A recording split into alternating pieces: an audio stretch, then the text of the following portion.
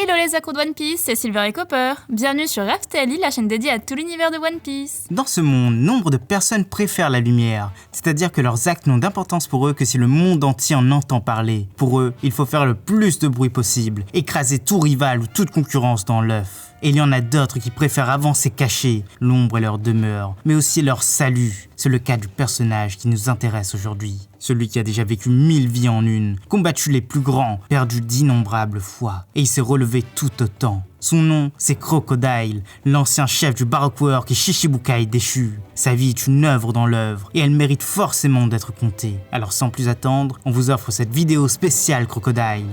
Et oui, on sort enfin la troisième partie de cette vidéo sur le Baroque War. On vous a fait attendre, mais on a fait passer d'autres vidéos en priorité, alors que pourtant, celle-ci était quasiment prête. Mais bon, l'essentiel c'est qu'elle soit là. Et petite info, les résultats des jeux concours Insta et Twitter sont sortis. Pour les prochains concours, on aura besoin de votre avis. On fera très vite un petit sondage sur ces réseaux. Alors n'hésitez pas à nous y rejoindre là-bas les Nakama. Et toi, jeune pirate sans drapeau? Et oui, c'est à toi qu'on parle. Rejoins-nous dans cette folle aventure. C'est aussi simple qu'un abonnement pour toi, et nous, ça nous aide énormément. Mais place à la vidéo. Allez, c'est parti! Partie 1, le prometteur.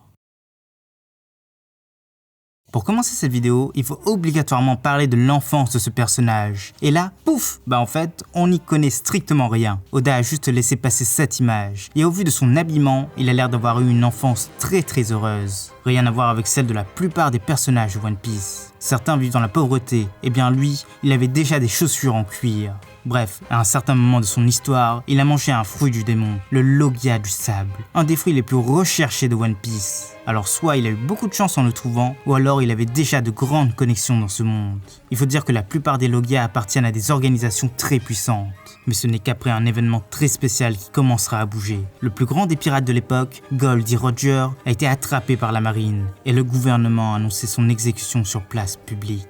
Nombre de grands de l'époque se sont alors précipités sur place, marines, bandits, citoyens et curieux. Tous étaient là, et parmi eux, il y avait Crocodile.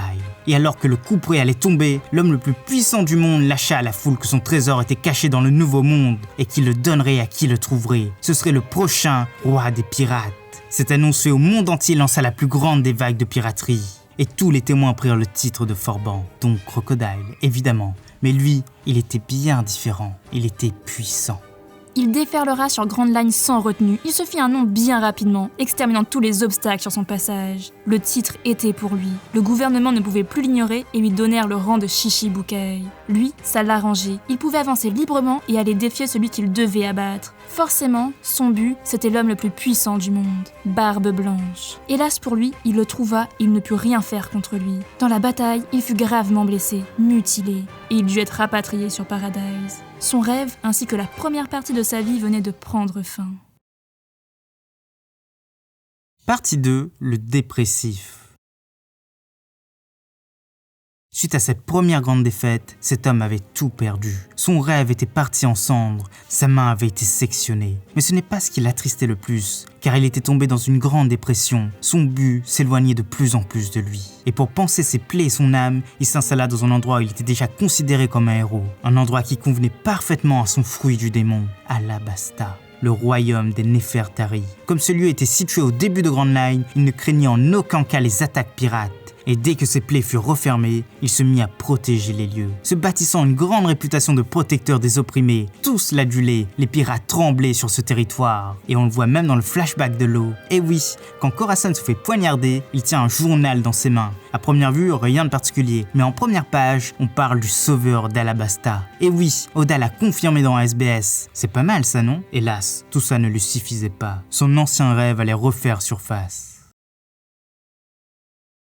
Partie 3, le complotiste. D'une façon ou d'une autre, Crocodile se renseigna sur le passé, plus précisément sur le siècle oublié. Et il apprit l'existence d'une chose qui allait bouleverser à nouveau son monde, les armes antiques. Ces choses si puissantes capables de détruire un pays entier en l'espace d'une minute. Avec ça, il pourrait se venger de Barbe Blanche, il pourrait prendre le monde et devenir le roi des pirates. Mais malheureusement, il ne savait pas lire la seule chose qui indiquait leur emplacement, les poneglyphes. Alors, il se mit à comploter, à machiner un plan machiavélique. Il allait créer une organisation d'assassins, le Baroque War. Et à l'aide de celle-ci, il allait conquérir Alabasta, fomenter un coup d'état. Il fit croire que le roi importait une grande quantité de Dunce Powder pour son usage personnel. Et les citoyens se rebellèrent. alors que ces hommes guidaient l'armée royale dans un conflit meurtrier. Tout était en place, mais quelqu'un lui avait échappé, la princesse Vivi. Elle avait infiltré ses rangs, découvert son plan et recruté de jeunes pirates pour l'arrêter, les Mugiwara. Un par un, ces hommes tombèrent, et même s'il avait réussi à battre 2 fois d'affilée leur chef, celui-ci revenait à chaque fois d'entre les morts. Et il finit même par comprendre le secret du Suna no Mi, sa faiblesse, les liquides.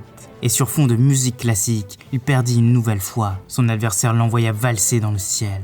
Encore une fois, il n'avait pas pu trouver son objectif. L'arme anti-Pluton restait introuvable. La marine déjà sur place fit de lui un paria. Il fut destitué de son titre. Encore une fois, il avait tout perdu. Partie 4. Le prisonnier.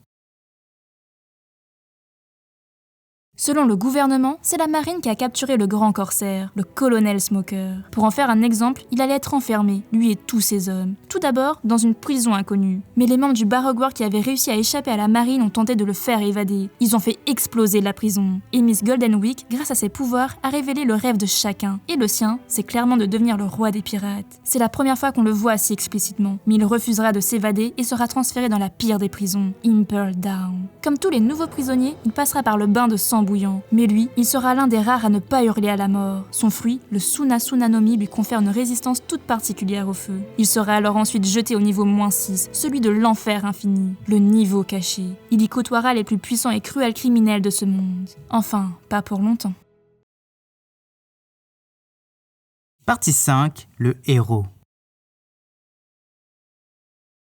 Dans cette gigantesque prison, un ensemble d'événements plus particuliers les uns que les autres vont se passer. Premièrement, un nouveau prisonnier va débarquer, celui qui mènera à de grands troubles. Ace au point ardent. Sa capture va forcer Barbe Blanche à attaquer Marineford le jour de son exécution. Puis, un autre Shichibukai y sera enfermé, Jinbe. Lui, il a refusé l'appel du gouvernement et la marine l'a attrapé et ramené de force. Et enfin, un énergumène va infiltrer les lieux, Luffy au chapeau de paille, celui qu'il avait battu quelques mois auparavant. En plus, il n'avait même pas été capturé, il voulait juste sauver son frère. Très vite, il déferlera à chaque niveau, se fera de nombreux alliés, lèvera une vraie armée, il libérera même Crocodile sous condition, mais aussi Jinbe, et il lancera la plus grande des évasions de tous les temps. L'ex-chef du Baroque War brisera toutes les portes sur son passage et libérera son ancien bras droit, Mr. One. Ensemble, ils voleront un navire au gouvernement. Il sera la vraie clé de l'évasion d'Impel Down. Il tombera également du ciel avec les autres à Marineford. Et il se lancera dans la bataille en attaquant tout d'abord Barbe Blanche. Il était venu pour se venger, mais sera arrêté par Luffy. Tout au long de la bataille, il changera petit à petit. Il rejoindra les alliés, sauvera Luffy des griffes de Mihawk, sauvera Ace d'une exécution anticipée, engueulera Barbe Blanche pour qu'il se relève.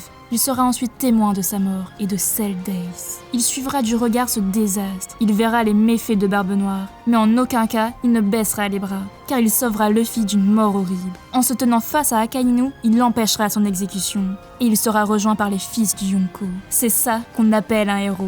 Bien sûr, il sera aussi sauvé par l'arrivée de Shanks et pourra fuir le champ de bataille. On le reverra peu de temps après, et il se préparera avec son nouveau second, Mr. One, pour déferler sur le nouveau monde. Et nous, on a tellement hâte de voir ça, on n'attend que ça.